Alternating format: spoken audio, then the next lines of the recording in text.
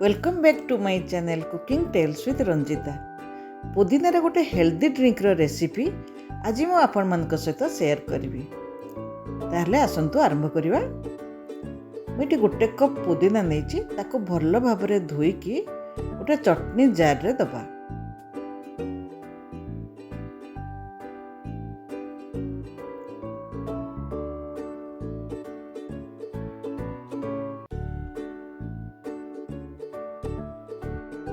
से 4 teaspoon sugar दबा।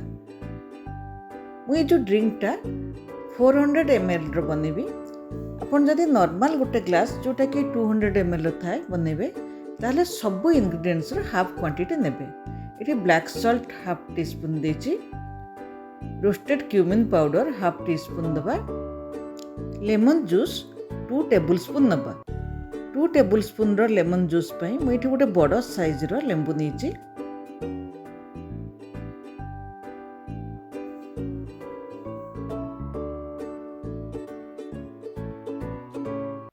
दुई तीन टा आइस क्यूब ऐड करवा।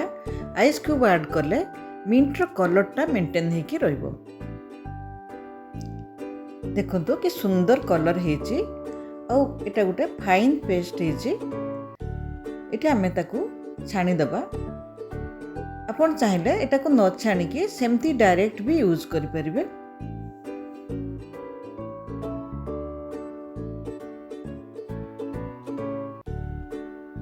गोटे कप पानी ऐड करवा। पानी देके हमें ताको आउ टिके भल भाव में छाणी नबा।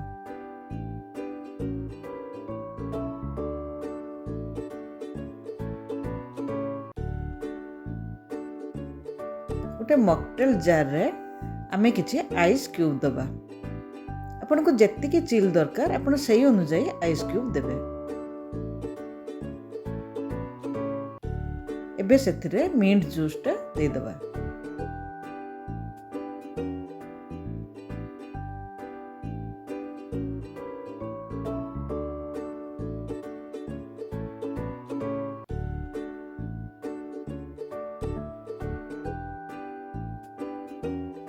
किछि पानी मिसेबा। ताको भल भाव रे टिके मिक्स करनबा। किछि मिंट लीव्स रे ताकू गार्निश करनबा। देखंतु केते सहज रे मिंट रो गोटे हेल्दी ड्रिंक रेडी हो गला।